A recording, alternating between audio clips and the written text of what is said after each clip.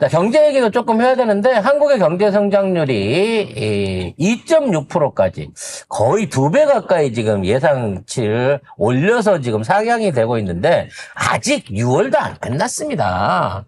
6월 이후에 랠리를 생각한다고 치면 올해 4% 이상 성장도 가능하지 않을까라는 생각도 해보는데요. 일단 관련된 기사부터 정리를 하겠습니다. OECD가 우리나라의 올해 실질 성장률 전망치를 지난 3월 1.7%에서 석 달 만에 0.9%포인트 올린 2.6%로 발표했습니다. G20 국가 중 가장 큰 조정폭인데요. 물가 상승률 전망치는 지난 3월 2.7%에서 이번에는 2.6%로 0.1%포인트 낮춰 잡았습니다. 일본은 뭐 이제 추락하고 있는 상황인 거고요. 왜 일본 빠른 애들은 막 일본이 더 낫다 그 지랄 해놨더니 이제 이런 기사 나오면 잘 안 쓰지? 우리가 일본을 뛰어넘고 있고, 일본이 우리한테 무기 좀 주세요 주고 매달리고 있고, 석유 좀 정제해 주세요 하고, 있던 원유도 들고 오고 있는 상황이, 얘네들은 정말 불편한 거죠. 더군다나 관련한 뭐 반도체도 키옥시아 한다고 했는데, 돈도 못 벌고 있는 상황에서 또, SK는 키옥시아 투자했고 돈도 엄청 벌었다더라. 이래저래 다, 배 아픈 소식들만 있는 상황인 거고요. 결과적으로 이 모든 것들이 지금 한국의 경제력 또는 수출 경쟁력이 이제는 이제 독일하고 지금 맞짱을 뜨고 있고, 이제 더 오른다니까. 독일을 제끼고 나면 연말까지 독일까지 제끼고 난다고 치면 사실상 한국, 중국, 미국이 동등한 위치에 서게 된다는 거예요. 이미 인도는 뛰어넘었다고 봐야 됩니다. 인도는 내수시장으로 먹고 사는 나라고, 그 내수시장을 먹고 사는 나라의 증시를 우리가 뛰어넘지 않았겠습니까? 한국의 경제력과 전망과 가치, 비전은 이미 인도도 뛰어넘었다고 봐야 되는 거고, 이제 앞으로 경제로서 우리의 경쟁 상대는 미국, 중국, 한국, 요 3강 체제로 굳어져서 가게 될 거라는 거죠. 한쪽은 인구가 14억이고 한쪽은 4억입니다.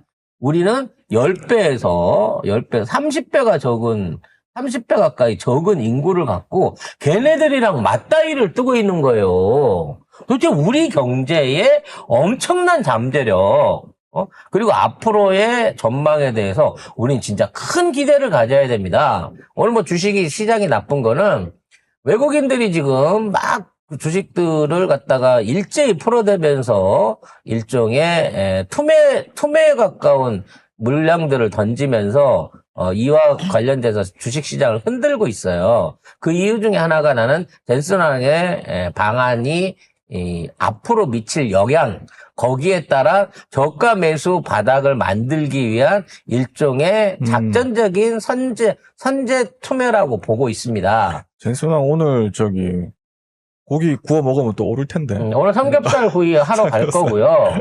뭐 LG 네이버하고 같이 똑같이 삼겹살 회동을 한다고 하는데, 자, 젠슨왕이랑 LG전자 회장이랑 네이버 회장이 만나면 고기는 누가 구워야 되나요? 네이버 꺼야지. 네? 네이버 꺼야지. 그렇지. 왜 네이버야? 네이버가 LG전자보다 큰데, 시총이. LG전자가 구워야 되나요?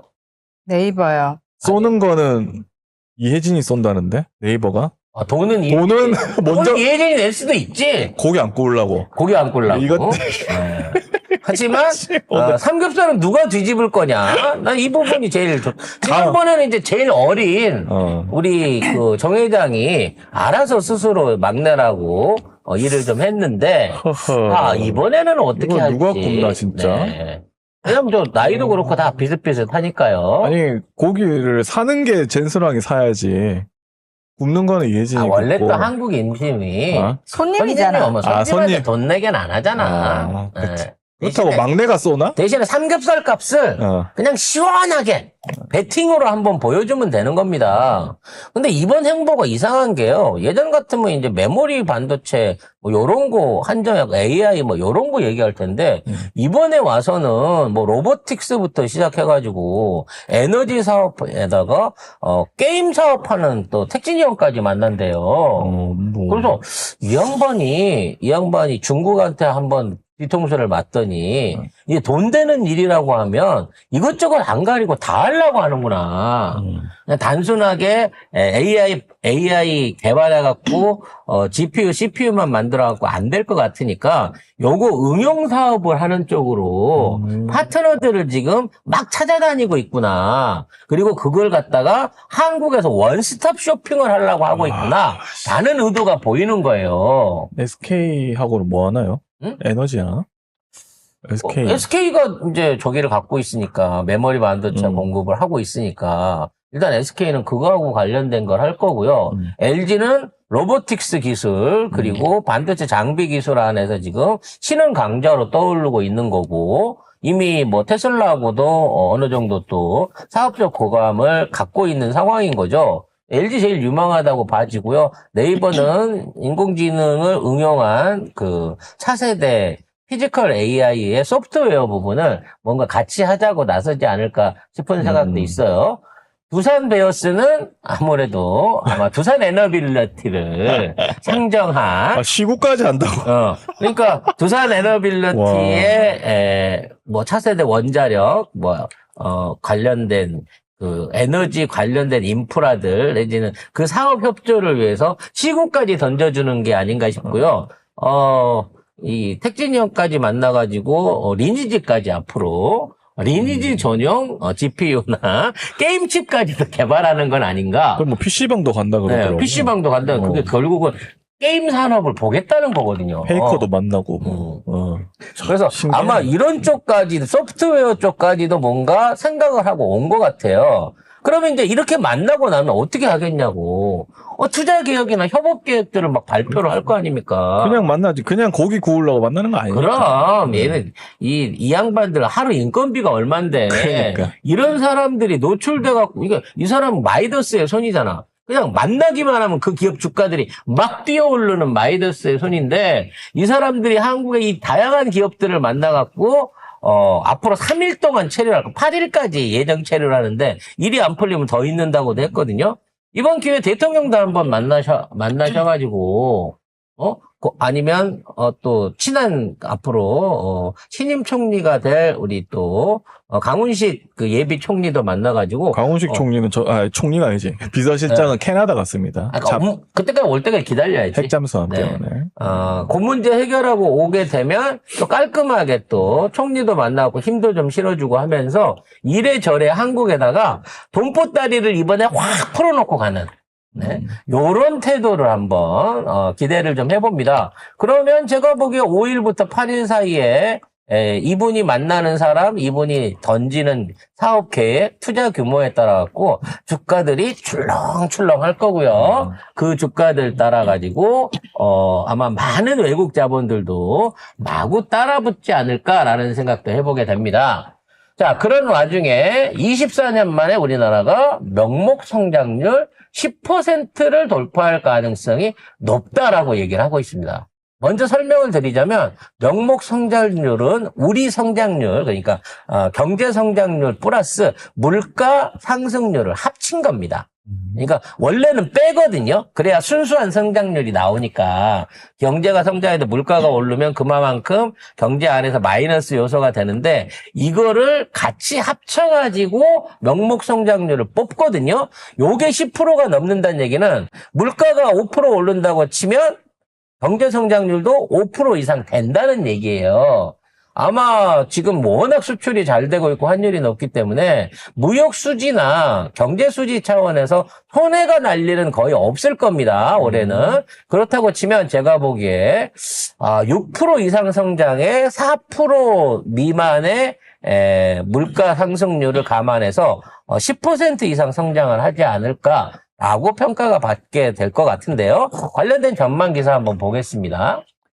네, 그러니까 OECD가 보고서에서 한국의 GDP 디스플레이터 상승률을 7.6%로 예상을 했습니다.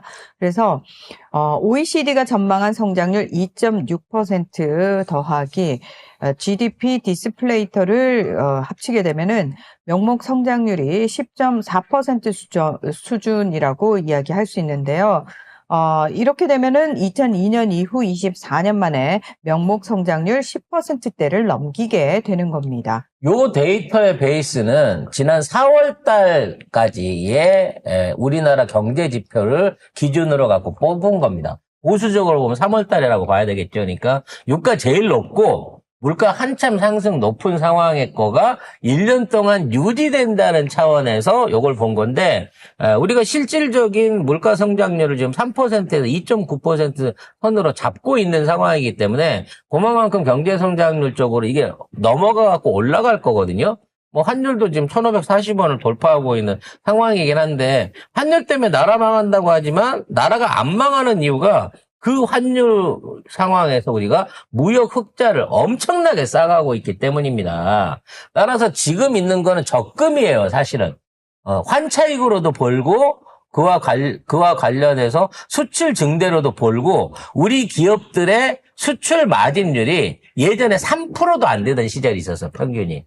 100원 팔면 97원이 원가 비중인 때도 있었거든요. 근데 지금은 거의 수출 비중 안에서 30%, 40%, 하이닉스 같은 게 65%까지도 지금 이익률이 올라가고 있는 상황이고 이게 확대가 되고 있는 상황이기 때문에 결론적으로 말하자면 이 어마어마한 돈들이 한국으로 몰려들고 있는 거고 그거 왜 우리한테 안 와요? 지금 6월 달이 지나고 나면 1차 세수가 거치고 나면 그 지방선거 끝났기 때문에 그 초과 세수분에 대한 일종의 국가의 추가 지원, 추경 예산들이 앞으로 집행이 될 겁니다. 늦어도 7월 중순 안에는 될 거기 때문에 제 생각에 7월 말이나 8월 초순 우리가 휴가철을 맞을 때쯤 되면 경기가 확 많이 살아나 있는 거를 여러분들이 보게 되시지 않을까 싶습니다. 4월 달에 경상수지 흑자 낸 거고, 지난번에 한번 한 기사니까 요거 그냥 통과하고요.